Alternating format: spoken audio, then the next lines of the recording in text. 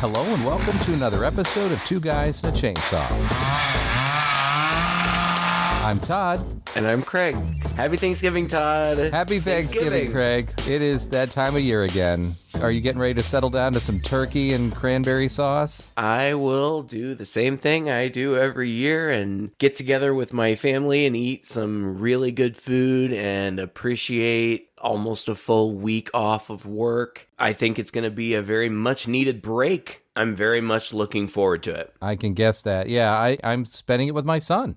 And that Yay! This will be the first Thanksgiving I've spent with him in 2 years, I guess. So yeah. That's wonderful. So last year, in 2023, Eli Roth made good on his promise to make a movie out of that hilarious fake trailer that he made for Grindhouse. That Robert Rodriguez, Quentin Tarantino movie that had all the fake trailers in between. It was done as like because it was feature. It was a double feature, yeah.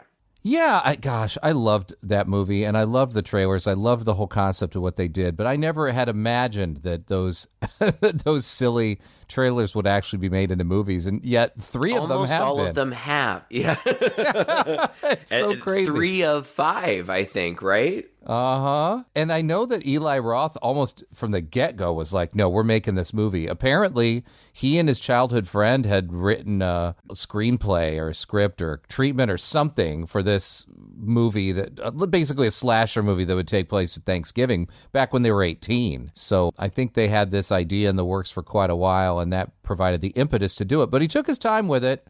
I mean, he took a good solid, 15 years? That came out in 2007? And so between 2007 and 2023 is what? How's my math? 12, 13, 16 years. 16 years. It had kind of gone in and out of development here and there. Roth was just basically like, we're waiting for the script to get good enough. And this is what they put together. Like I said, it was his childhood friend, Jeff Rendell, who wrote this. Yeah, so last year, the timing wasn't right. Plus, me being here, it's kind of hard for me to see a brand new movie.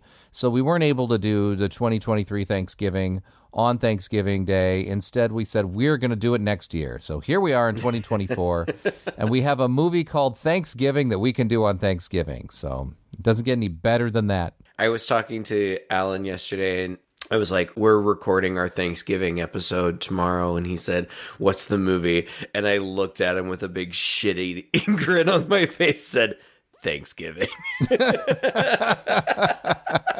It's hilarious. It's funny to me that I didn't know the things that you just said, that it was an idea that he's had for a really long time. I didn't know. It's a great idea. You know, like there are hundreds of Christmas horror movies. I think that horror movie fans like us, when the holidays come around, we're like, I wonder if there are any Arbor Day horror movies. I know, right? Like, we're actively looking for them, and there aren't as many Thanksgiving ones. We've done some really fun ones. Oh, we have. But there aren't a lot. So I think it's a brilliant idea. I honestly so I had never seen the movie. I just watched it yesterday. But I had actually never seen the trailer either.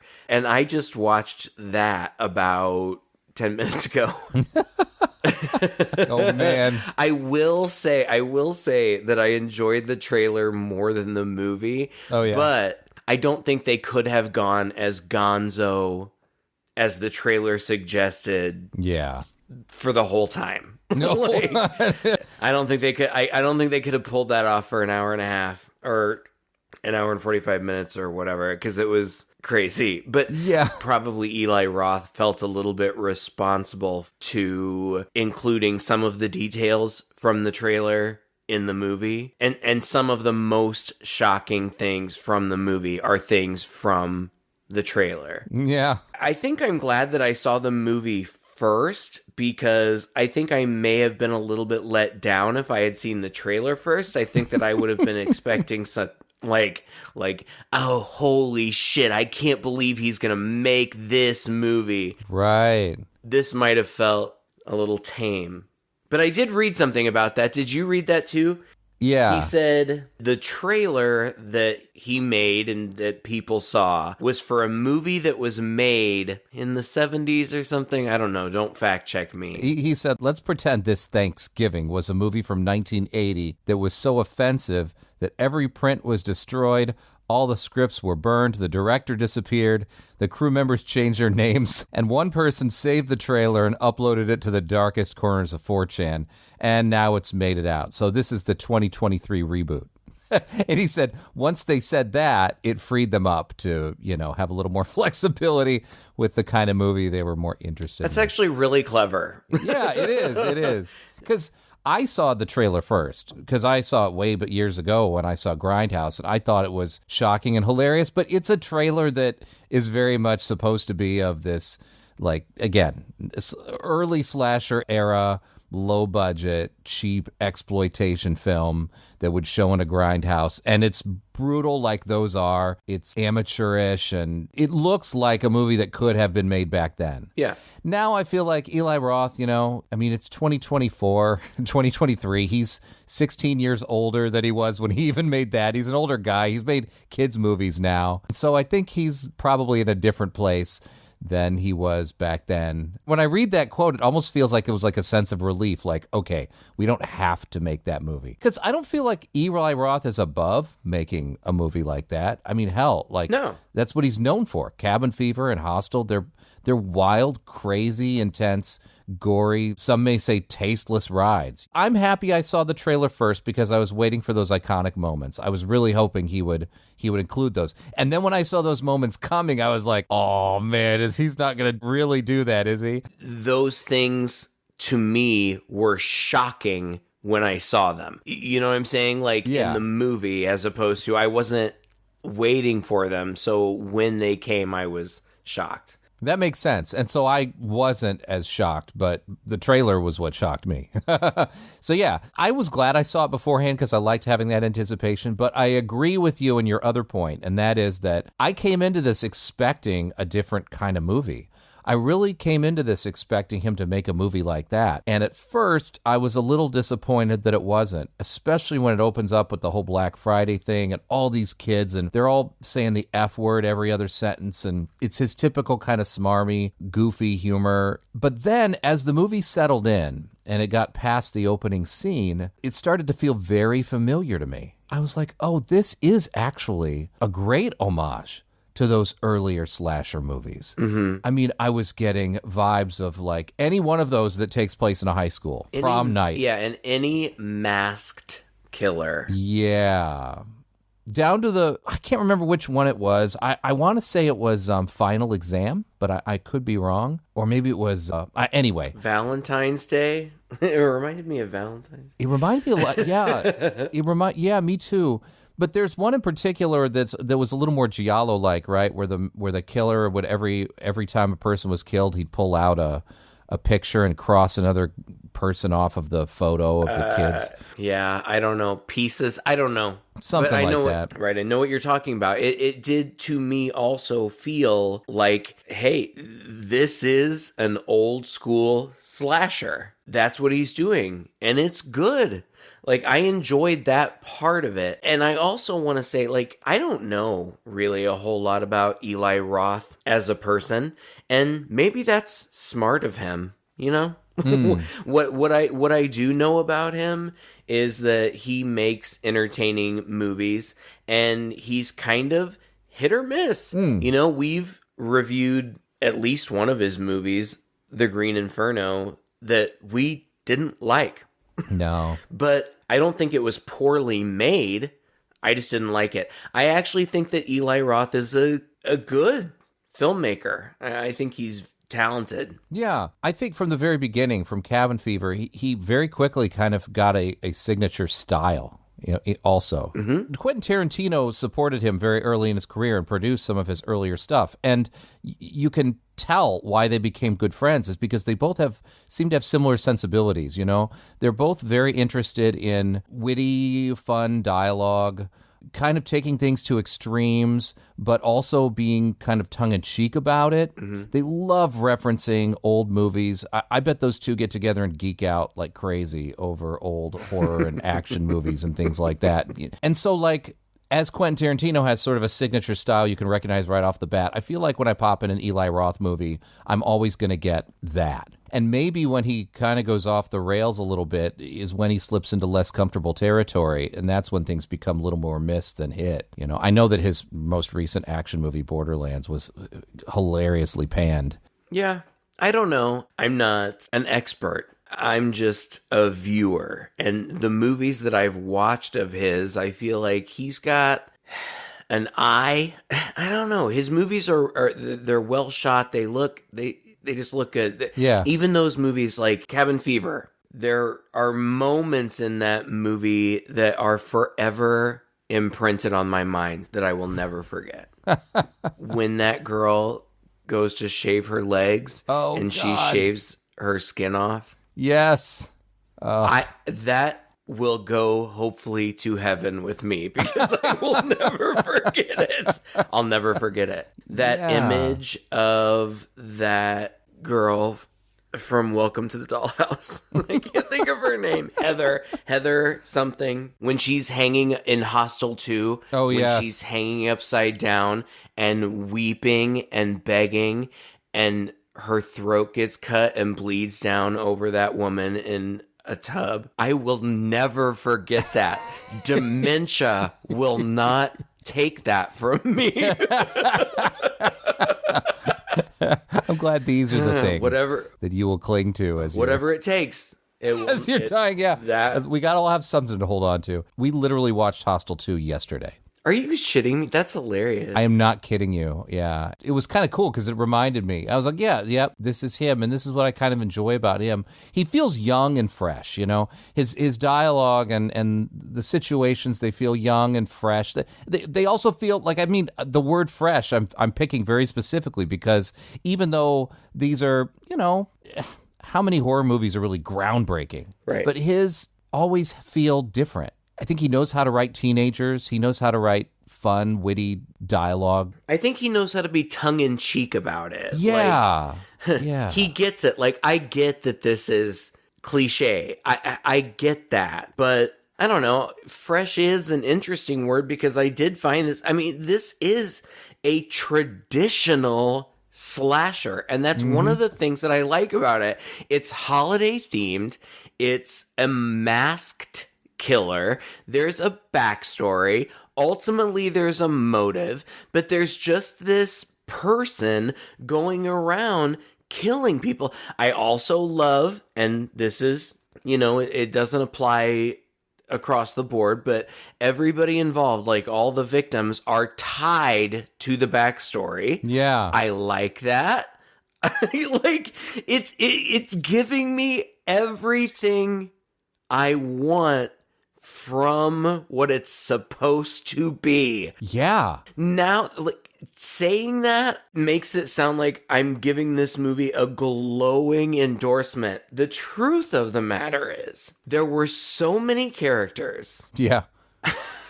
I didn't know what was going on a lot of the time. I know what you mean. A lot of the time. Like, what? Who are you? But I felt the same way, but I also was secure in the knowledge that it didn't matter. Like, I never once imagined that I would need to, like, I was so loose in my note-taking. Some of the characters, I never knew their names. I never quite figured out how they were related or who was friends with who. But I knew from the beginning that this was going to be the kind of movie that wouldn't even matter. And in a way, I felt like he was rather restrained with this one in going in such a traditional direction. I expected, especially after the opening parts, to get that sort of post-Scream era, self-aware, meta, slightly meta, but more just like self-aware, jokey kind of thing. And yet it really wasn't. No, I mean, no. And I liked that about it. Yeah. This movie feels very much like Scream or I Know What You Did Last Summer. And I say Scream right after you say it's not meta. It's not. These kids aren't talking about horror movies. Yeah. But it feels like those 90s slashers. But, well, it feels like the 90s slashers because it's updated. I mean, because maybe the cinematography or something like that. Sure. But, I mean, yes. Yeah. I felt like, though, it felt 100% like those 70s slashers, and here's why. There was no, like, real escalation of things. Like, in those older movies, like Prom Night or whatever, right? In the weeks leading up to Prom Night, people are getting killed and dropped off left and right. And if you just come into the movie at any point, you will never know how many people were killed before that because the characters never really seem to care. Like, they're going to go through with prom. They're going to go about their lives. Oh, shit, my best friend just died. We're going to cry about it for a minute. And then the next scene is now they're arguing over some boy or they're necking in the woods. You know what I mean? There's this sort of like just detachment where the plot just flows improbably as everyone's dying. And yet the characters seem to, like, almost from scene to scene forget that this horrible, traumatic thing happened, and they should all just be locking themselves in their homes until they have found who has killed these, 6 people within the course of the last week, especially because so many of them know that they're on the list. Because the killer, and what I'm trying to say is, like, that's how those older movies were. Scream and the more modern ones are not quite like that. They try to make it a little more realistic, and I felt like this movie was a throwback to a time where it was really just about body count and about creative kills, and that's what I appreciated about it. I suppose. You don't agree, yeah? No, it's not that I don't agree.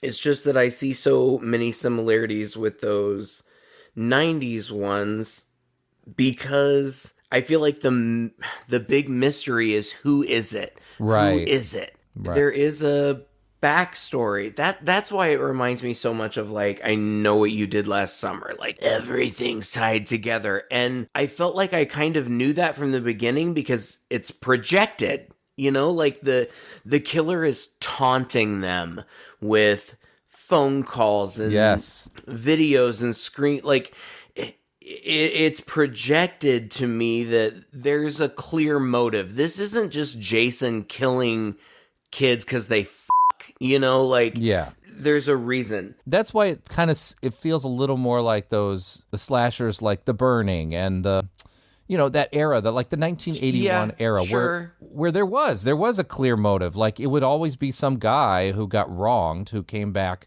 the guy in the mine who was left down there and who had to, like, eat somebody or whatever and was traumatized by it. Whatever, and that was one of Roth's clear inspirations for this movie. He said that. He said that he wanted to do exactly what I'm saying idiotically. He wanted to do a slasher like that. He was inspired by Friday the 13th. He was inspired by My Bloody Valentine. Like, the final scene of the movie is virtually identical to the final scene of My Bloody Valentine. Am I right? Yeah, you're right. It virtually is. It just takes place in a different location. We should set up what the movie's about, which is difficult to do. There's so much stuff. It starts out, the first thing that I wrote down is, I love the TriStar Pegasus. Yeah, I haven't seen that in a while. Back in the late 80s and 90s, when I saw the TriStar Pegasus, I'm like, this is going to be a good movie.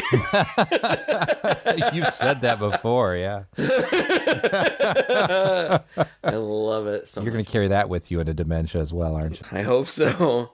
And they're in Plymouth, Massachusetts. This is Thanksgiving. And Patrick Dempsey, God. I have no idea what his name is. He's the sheriff, but it's Patrick Dempsey McDreamy. Yep. Goes to Gina Gershon's Thanksgiving. I have no idea what's happening, but I'm frantically writing notes like, Patrick Dempsey? Gina Gershon? What is happening? Oh, God, it was very exciting. And they're at dinner, and then it's Black Friday at this store. And some teenagers who are eventually going to be the people that we are going to follow for a while somehow get in there early because Jess, the main girl, her dad owns the store. Is that right? Yep. So they get in there early, and they're kind of dicks about it and, like, taunt the people outside. And the people outside turn into a rage-fueled mob and break into the store, and people are slaughtered. Yeah. I'm surprised that this didn't happen more often in real life, because that shit used to be crazy. I've said it before, I'll say it again. The pandemic was terrible. But if anything good came out of it, it killed Black Friday. Yeah. I am so happy about Thank God for that. Yeah, it was funny because obviously shades of that movie Black Friday that we saw. Yes. Shades of Krampus. The beginning of Krampus when they talk. This is where I thought, okay, well, the movie's going for this goofy social commentary. No, it really wasn't. This is just an event, and there's a lot of silliness happening. It's the inciting incident. Mm-hmm. It's Jason Voorhees drowning. It's the kid in the burning getting blown up in the outhouse or whatever. I don't even remember, but yeah, people die. Remember, friends, later that it's important that Gina Gershon gets trampled to death horribly in this scene. And it's disgusting, and it's very gory. Like, everything about this movie is 100% competent. I want to praise it on that level. I want to praise it overall, but like, it's gory and dark and shocking. Yeah, I think in some respects. But when these things happened, like when Gina Gershon, I think her throat or her head or something gets stomped, and then she's just laying there very bloody. It's very graphic, and I was shocked, but I was glad to be shocked. I was like, oh. Yeah. I didn't know. Like, here we are in the first 5 minutes. A shopping cart whacks her right in the head, and that's right. She kind of gets jammed between two of them. It's horrible. She gets killed, and there was a guy there who was manning the door. Who they break through the door. It's kind of funny where he watches the glass slowly break. It's almost like that scene from Jurassic Park, I think the sequel, right, where the glass slowly starts breaking. Yeah. So it's got these funny moments, but then these horrible things happen, and it's all about a waffle irons. They keep referring to this incident because everybody gets affected by this incident. Obviously, this girl and her family are affected. Her father has to go on a big tour of goodwill after this, and it's got a lot of damage to repair to the store's reputation for even being open and allowing that to happen. One of the security guards just turned tail and ran in the very beginning. But then there are these kids, even though they didn't really, they kind of seem to have almost incited the mob, or at least they have some guilt from that, or they're being blamed for that because they got in early. And how did that happen? And why did that happen? And so there was just kind of all these reasons for all these different people to either be angry about what happened or for other people to be angry at them. So you've got a lot of possibilities as to who the killer could be right away when people who were involved in this incident suddenly start getting picked off. As they do. Yeah. And that's the impetus. It almost... God, I'm so dumb, I guess. It took me a second to realize that the people who were getting killed were all people who were directly involved in this. Now, luckily for dummies like me, the movie eventually tells us that. Like when people start looking into it, they start to figure out, oh yeah, all these people are connected. Me, big dummy, trying to take a bunch of notes, trying to write down all these people's names, and there's like 500 characters in this movie, and some of them look just alike. There were two guys who looked exactly the same, and I couldn't figure that. One of them was Bobby, but there was another guy, Evan or something, I don't know, that they were identical to me, even though I'm sure if you put them side by side, they probably are easily distinguishable. Right. I couldn't figure it out. It was so hard for me to keep track of who was who, and because there were so many people, it took me a while to figure out that Jess, I have early in my notes, Jess is the main girl, like probably the final girl. Mm-hmm. But then there are so many people that come in and out. I just kind of found it hard to follow. Ultimately, it doesn't really matter. There's just this guy, and he's dressed as a pilgrim, and he's wearing a John Carver mask. So funny. Now, apparently John Carver is an actual historical figure whom I know nothing about. Right. Do you know anything about this? I should have looked up John Carver. I'm frantically looking him up right now. No, who cares? Nobody cares. He's a pilgrim. He was the governor. He was a Mayflower passenger and a New World colonist. He was the first governor of Plymouth County. He was in office from 1620 to 1621. So yeah, that's fascinating. Anyway, he's a pilgrim, and he's killing people in pretty creative ways. The first person I think that and when I say a pilgrim, he's dressed like a pilgrim, but he's also wearing one of those plastic Halloween masks that don't even really exist anymore. No. Like those really thin plastic mold masks that would like cut your face because they were razor sharp, and it just secured around your face with just a little piece of elastic. Did you say 50s? I wore those masks, Todd. Oh, yeah. Did you not? I said from about the 50s through the 80s is when I think that was happening, because those were always the masks that were sold with the outfit that was nothing more than like a printed like plastic a poncho bag. Yeah, like so hot and sweaty, but man, I guess it just got the job done when you were in a pinch. Oh man, yeah, whatever. Oh. So he's in one of those masks, and he kills a bunch of people. The first one, he kills this lady who works in a restaurant, I think. I don't remember. She was the lady who got the most screen time, it seems like, during the shouting crowd scenes, because she was so angry and pulling waffle irons out of people's hands and stuff like that. Oh, right. Yep, I remember that. He dunks her in water, and it seems like that shot that we've seen a million times where somebody dunks somebody in hot oil or hot water, but it's not even that. It's just regular water. And then he pulls her out and he opens the freezer door and he sticks her face to it, and it freezes to the door. Like that would happen. Freezes to the door.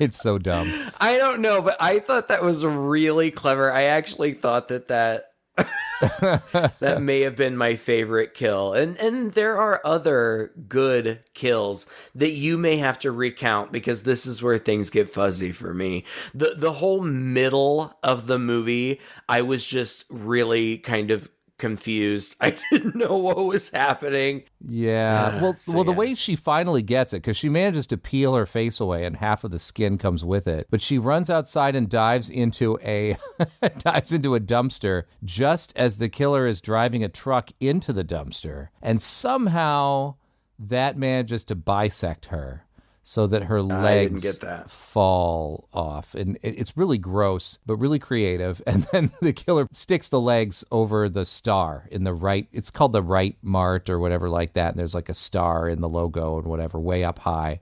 And so he's kind of marked the store. And he sends, I guess, pictures to Jess and the other teenagers of a table set for dinner. And I know that at least the top half of her torso is there. Yeah. I don't remember at what point. Like, this person is obviously setting this table with the victims and then taunting the other victims.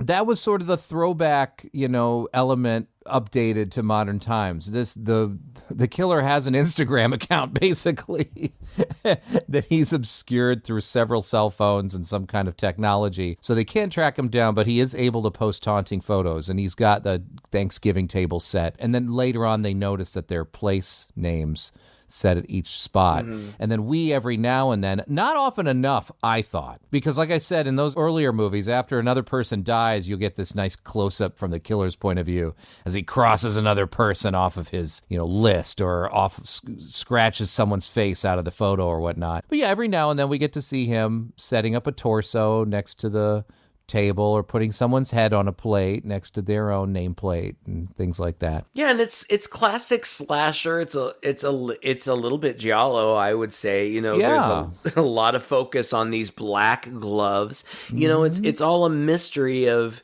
who is it. It has to be somebody who's involved right? Yeah, so has to be.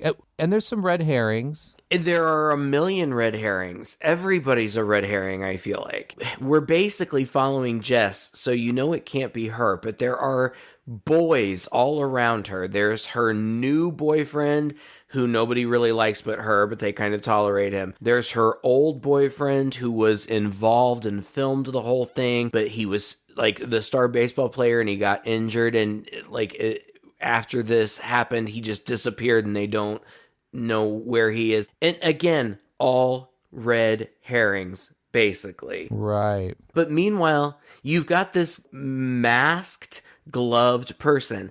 And just before, I turned it off as I was answering your call, but I was watching an interview with Eli Roth, and he said that he really wanted it to remain a mystery who the killer was. So he had all of the actors and then also various like stunt people or whatever in that costume. Yeah. In different scenes. So anybody who you thought that it might have been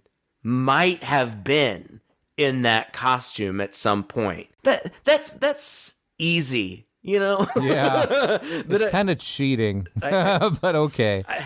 I like it. I like it. Well, it also had me thinking at one point that maybe there were two. I wondered, or more. I wondered that too. Like it could be two, it could be more. I had no idea what was going on. Because, and this is smart too, lots of movies have done it since Scream. But Michael Myers and Jason Voorhees were masked killers. But it's not like there were a bunch of them running around and you didn't know which one was the... Right. You know, ever since Scream with the ghost face mask, everybody there are people, lots of people running around in these masks. Yeah. So you don't know who it's one of those, the killer is. And at one point, one of the most shocking parts to me was a part that's in the trailer, but they changed it. There's a part where for some, you know, the kids already know there's a killer, they're looking out for them, but for some reason they're in the parade. and they're all dressed as pilgrims too, and they're looking out, but there are tons of people dressed as the pilgrim, and that's the people that they're looking at. There also happens to be a nightmarish clown. Yeah, what was that? Walking around in the parade. And I was like, what? I don't think this guy understood the assignment. Like, this is like cool costume, bro, but this is like a Thanksgiving Day parade. I don't think you get it. And then that clown takes an axe and chops somebody's head off. Yeah. the turkey, like a guy dressed as a turkey. Yeah. Oh, that's so funny. And that moment is in the original trailer, but it's the guy in the pilgrim mask. But that shocked me so much. I was like, what is happening? Yeah. Well, that happens later.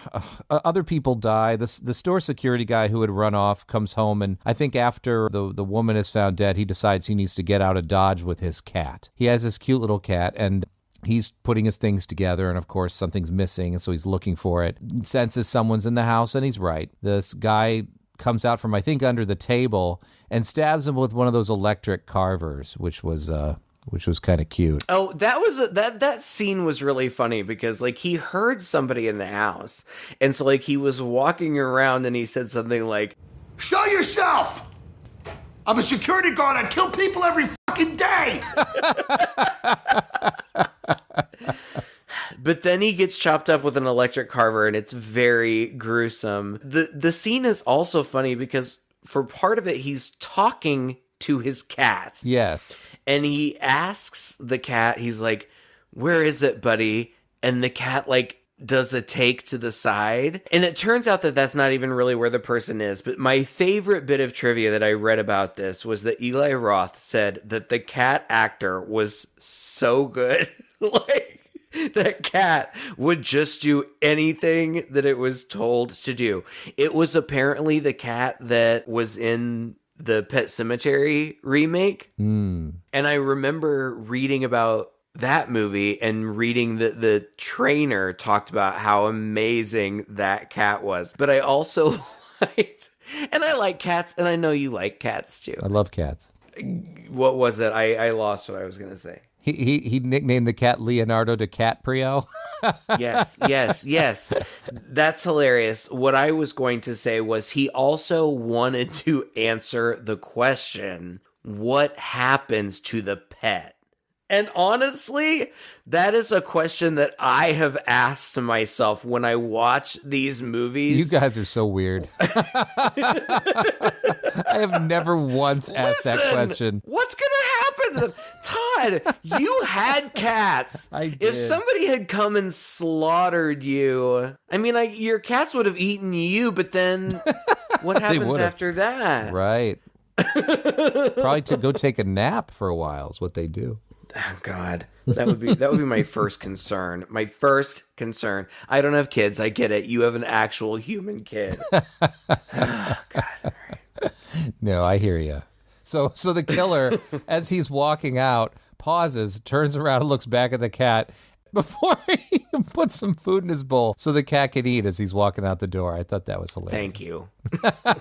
Thank you for making that point. Yeah, it was cute. Oh, God. Yeah, I thought that was funny. There are a lot of things in the movie I think are funny, and I think that are intended to be funny. Yeah. It's just that at some point I was done. Okay, all right, let's get to it. Let's get to it. Who's the killer? I don't know. Yeah, I hear you. Honestly, things get muddy for me here because there are still so many of them. There are people that we haven't even talked about. And they're all interacting with each other in all kinds of ways. Yeah. Like Ryan and Bobby. So Bobby's come back into town, and that seems mysterious. And Ryan and Bobby have kind of a jealousy thing because Ryan is now dating Jessica. I don't know. Somebody's father tries to pull her out, and then they're getting more of these photos, and they're involving the sheriff again, and the sheriff's got an assistant. He's another deputy or whatever, There's Stube. We haven't even talked about him. He's like the token black guy. There's Scott, who is Scuba. Ryan's. Yeah. Roommate who kind of comes in and then kind of leaves for a while and then pops back in every now and then. At one point, I thought it was him because I was like, he's going to be somebody we haven't seen much, And that guy might have a reason. And then they go back and they review the tape. There's this whole deal where they want to get back to that night and figure out if anybody knows anything from that night a year ago that they're not saying. And I'm also sitting here thinking, why is this really that important? Like, how are you going to get a clue? Everybody already knows what happened at that event. Yeah. What new clue are you going to get? After the event, nobody went to that event knowing all that shit was going to go down. Right. So it's not like anybody was preparing anything, But they review tapes. Jess kind of just suddenly says, well, you know what? I've known all this time that my father had backups of that. And I just never brought it up to anybody or brought it up to the police. But I'm going to go in and look at them. And she gets some stills. And it turns out that somebody knew somebody. And somebody, I mean, it's like, I was also sitting here going like, I think all this is pretty flimsy. Yeah, ultimately nothing. It doesn't It's matter. just busy work, right? for the movie. It's just stuff for them to do in between killings. Honestly, right. The person who is doing this, the person who has a vendetta. We're not learning anything new. No, the reason that this person is angry is because they got in there early and flaunted it and caused the riot. Yeah. We know that from the first scene. There's no question. We don't learn anything new. No. But it is a lot of investigation. There are moments from this movie that I thought were just hilarious. Out of context, I have no idea when this happens. I feel like it happens on TV, like they're interviewing some kid, this kid named Chad, and he says, and that's why I won't be celebrating Thanksgiving this year or any year. And then he pulls up the bottom corner of his shirt to wipe a tear from his eyes just to show like his rock hard abs. While the two girls sitting next to him are like, oh, Chad, it's okay. I think I get Eli Roth's sense of humor. Yeah. I think he has kind of a dark, twisted sense of humor that I get. He does. And there's so many moments like that in this movie, but they're also like they just come and they go, and it's just so unlike his other ones where it seems like there's a joke like that all the time, going on. Whereas in this one, they still happen, but it's a much more restrained, to the point where it doesn't make the movie feel like a comedy.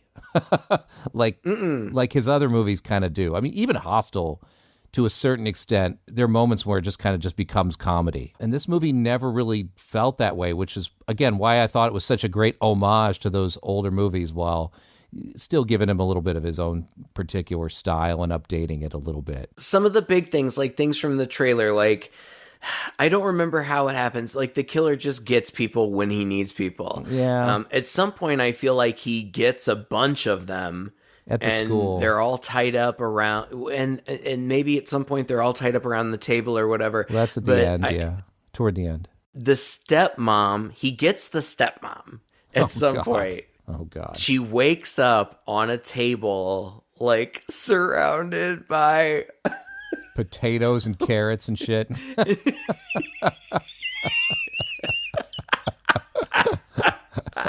and then she wakes up and she realizes that he's there, so she still pretends to be asleep while he bastes her. Like, he brushes her with butter, and we know that she's awake and conscious while he's painting butter on her face. Sprinkling rock salt on it. Oh yeah. Oh, he seasons her. He sticks like rosemary between her toes. It's great. It's great. I feel like this is even like a throwback to like Chainsaw Massacre. Like this guy. He's sick. He's twisted. And then there's a whole scene where she wakes up and she runs away, and it's very tense, and she's running around and she finds other bodies and whatnot. Blah, like, it's great. It's fairly typical. It feels like something right out of I Know What You Did Last Summer, that kind of chase. But eventually he gets her and he puts her in the oven.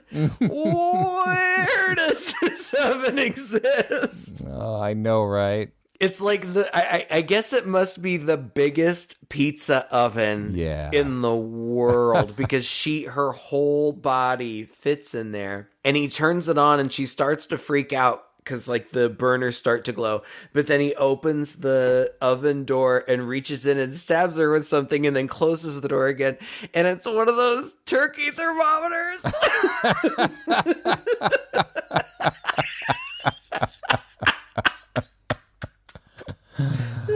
Oh, so funny. So funny. And then she cooks, and then when she's cooked, it pops. Oh my God. Oh. That's funny. That's funny. If you're going to make a Thanksgiving horror movie and call it Thanksgiving, you got to do it. And then later he serves the mom trussed up like a turkey. Her legs in the air, folded over. Apparently, there was a scene on the Blu-ray that didn't make it where instead of wearing her skirt there or whatever, her lower half of her body was naked and stuffing was stuffed between her legs. Oh my God, that's disgusting. It's so gross. But more in keeping actually with the trailer, the fake trailer that this was based on. Even more disgusting stuff happens in that. Do you remember that? Yeah. That's like the very last image. Yes. I wasn't sure what was going on, but now that you said it, okay. Yeah. Gross. He doesn't go that far. Yeah. But yeah, you're right. It's like Texas Chainsaw Massacre. I was getting totally those vibes as everyone is tied up around this table screaming as this woman is put down there, and he casually walks around it and from behind his mask, and with like a voice changer, is telling them all, basically taunting them and telling them why he's doing what he's doing. Now, we're all going to go around the table and say what we're thankful for. You're on live, so choose your words wisely. And then he completely tenderizes one of the boys' head with a meat tenderizer. Holy shit. That was brutal. It was brutal and not unexpected, because as soon as it started to happen, I knew it was going to happen. But it was so brutal. Like, he had taken the time to tie them all up around the table. Yeah. Only for as soon as they all woke up to smash one guy's head down on the table and just beat the shit, like with a mallet, just destroy his head. It was violent. It was brutal. The movie is violent and brutal and bloody. And gore is not my thing, but when it's well done, it's well done. And I think that it's really well done here. Yeah. And somehow I can't explain it, but there are some times when gore is done in a spirit of fun that I can get behind it. Yeah, I know what you mean. That's what this seems like. It seems like it's in a spirit of fun. It doesn't seem like I'm just trying to traumatize you. Yeah. Well, that's how those old movies kind of were too, you know? And back then the effects weren't even that great, so it was even more fun. Where are we going with this? I guess, he's got them all around the table. They start to peel away and run off. There's some chasing going on. All this is muddied in my head too. Like, I really didn't know who was going where and what was happening. Because then at some point, they're far away from this house, and Jess suddenly stumbles upon one of the sheriff's cars with the trunk open, and his deputy is laying next to it. And I was like, what happened here? And why did she just stumble on this? And so then, like an idiot, she wanders into the nearest building and has another encounter that she barely gets away from with this guy. I don't remember how. I have no idea. What is happening. Yeah. There's that car wreck with the police. I thought that was Patrick Dempsey who was on the road. Yeah, I did was that too at first. No, it was the other guy. Okay, so okay, all right, okay. Because I was so confused, because then he shows up later and he doesn't have road rash. Or does he? I don't know. It's in this building when they're doing the chase that her friend is also there, and I don't know why her friend was there. No. One of her friends is there. She follows. She takes the gun off the cop that she finds in the road, and then she goes in this house and she sees the guy, the masked guy. Mm-hmm. She follows him, and he takes off the mask, and it's one of her friends, Bobby. I don't know, one of the curly-haired ones that looks just like one of the other ones. I don't know. But she's like, oh shit, it's Bobby. But then Patrick Dempsey shows up, and she's like, Patrick Dempsey, it's Bobby. And he's like, okay, go outside, I'll take care of it. Yeah. And she goes outside and closes the door, and immediately I was like, no, fuck you, Patrick Dempsey, this is shady as hell. But he goes inside, and she just hears 3 gunshots. And he comes back out, and he's like, oh yeah, it was Bobby. I think I shot him, but he ran away.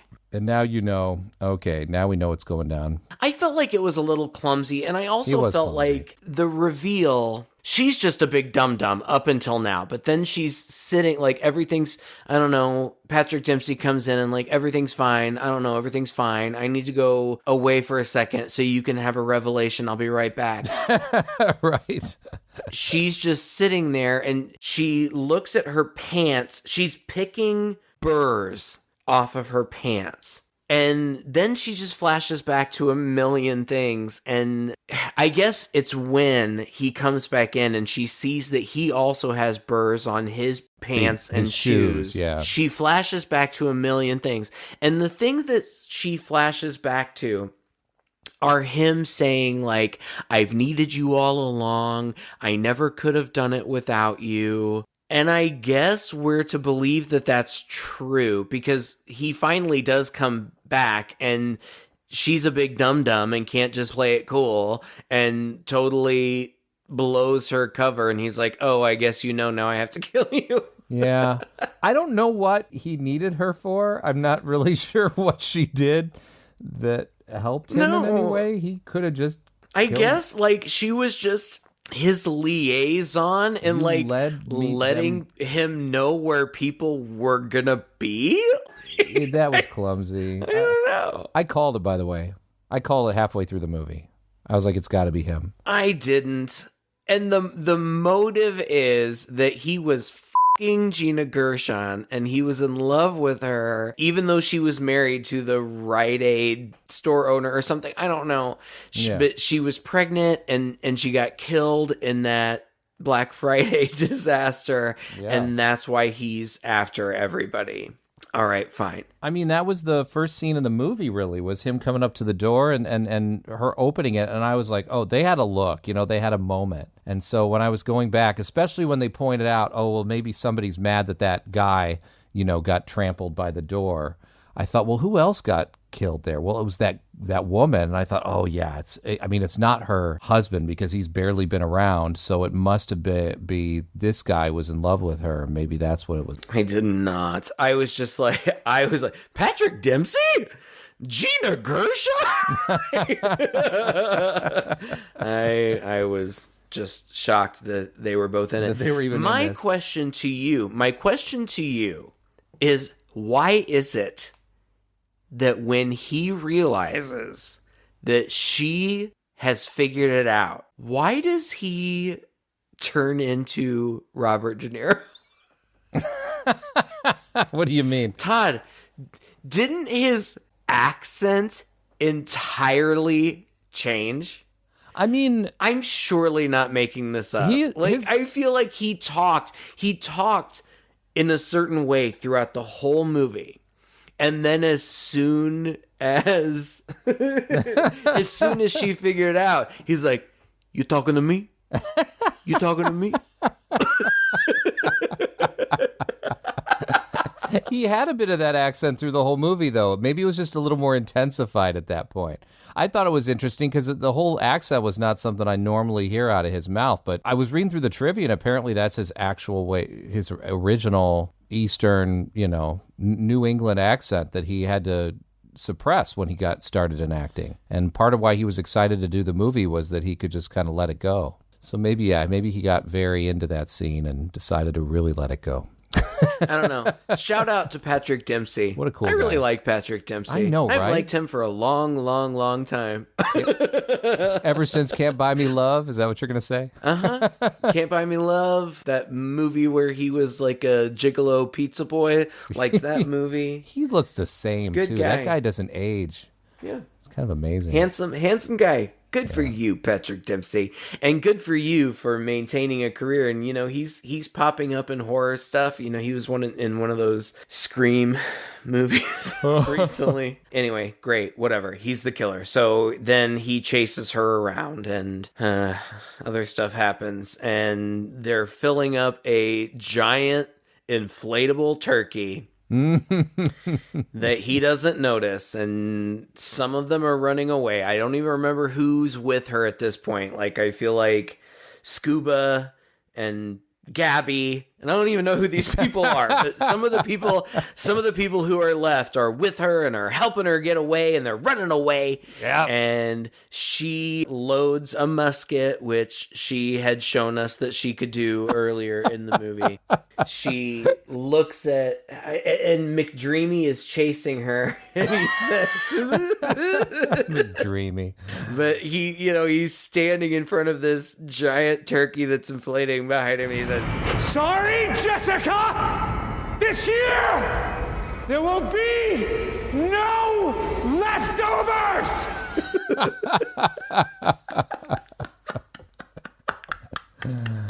Oh, man. oh gosh. It's funny. And then it looks like she's gonna shoot him, but she's not, and she even indicates that to him, like, haha, dummy, I'm not gonna shoot you, I'm gonna shoot this giant inflatable turkey behind you that we've been filling with, like, Helium. I don't know, propane, Some I kind guess. of flammable gas. And she shoots it and it explodes him. Something that was funny to me about the ending of the movie is he obsessed with her because he keeps saying her name, and so weird. Yeah. When the explosion happened, I had earbuds in. I don't know how you were watching it, but I swear to God, I heard him scream, Jessica! Yeah. You did. What? Why is he so obsessed with her? There's kind of a weird ending, like a tag onto this, that reminded me of The Guest a little bit. I mean, so much like The Guest. they're sitting by the ambulance and all the first responders are coming out and they're clearing the area, and one of them comes up and says, we searched the whole place. There's no way anybody could have survived in there, but everything was burnt to ash.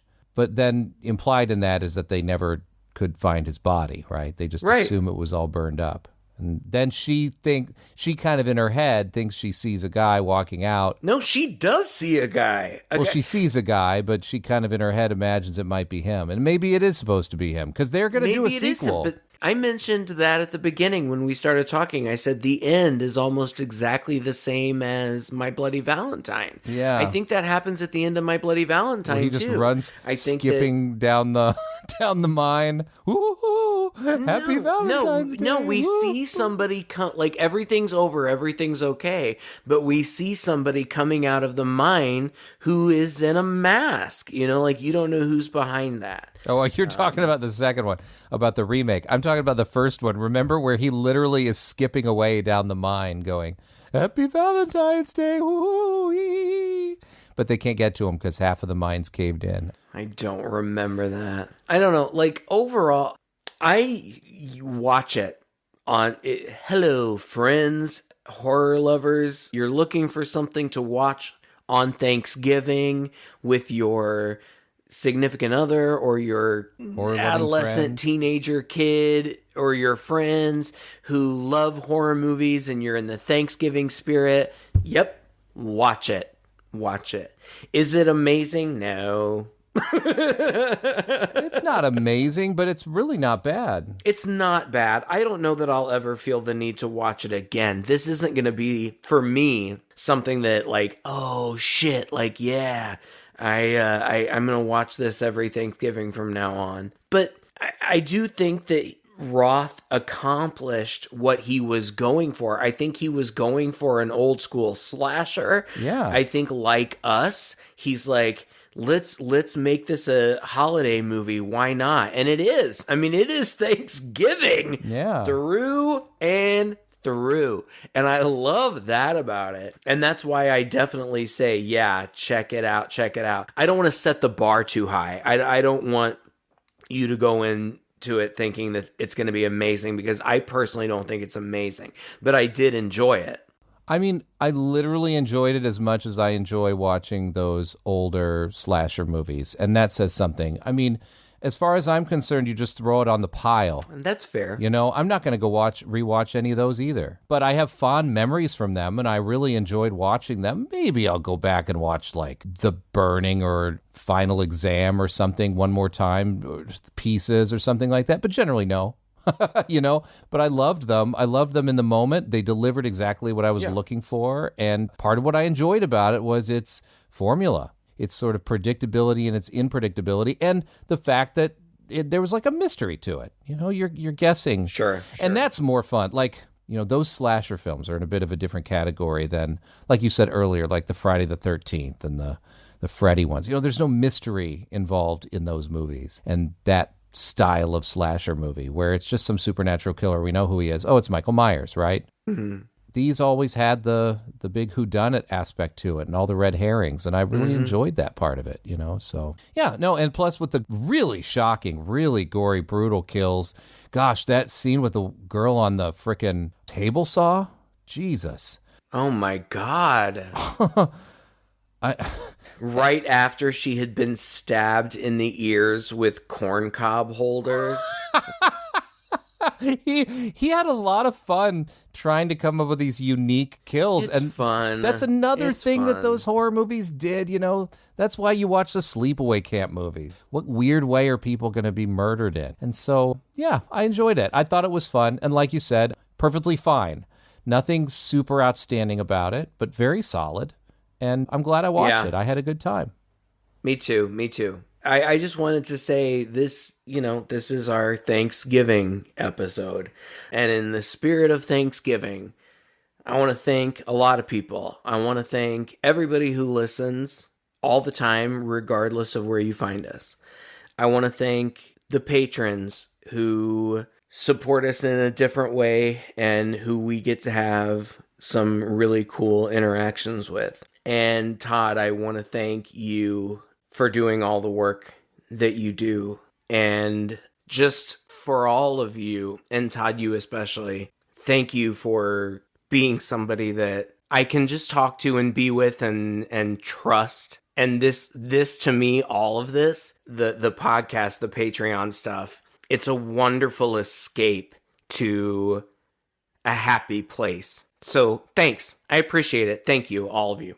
I echo that, Craig. And I want to thank you, too, for being a friend. Da da da da, travel down the road and back again. Do do do do. I also, but seriously though, no, really, this is something I look forward to every week, is sitting down and chatting with you. And you know, we know where we stand, and we're good buddies in that way. And you're somebody I can always chat with and confide in, and also just goof on great horror movies. We have a really good time with that. Thank God. And this, yeah, right. We need these escapes sometimes. And I also want to thank, obviously, just like you, our listeners out there who've been with us through thick and thin and who have stuck with us all these years and who take the time to reach out and chat with us. We love our interactions with you. Thank you so much for making us a part of your entertainment, your day.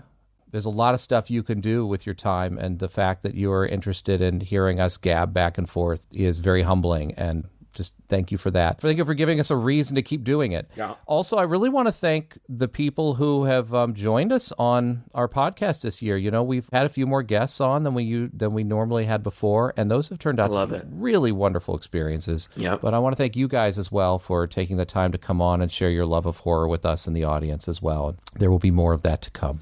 Well, thank you guys. Well, again, if you enjoyed this episode, please share it with a friend who would be just as interested. Happy Thanksgiving to everyone out there. Happy Thanksgiving. We are Two Guys and a Chainsaw at chainsawhorror.com, patreon.com/chainsawpodcast. Find us in those places. Just let us know what you're thankful for this year. And we have Christmas right around the corner. So if you have ideas for Christmas movies, we are going to get started right away. So send us those. We still haven't decided exactly what we're going to do. We have a few ideas, but it's not set in stone yet. So please reach out to us, and might as well throw in New Year's as well.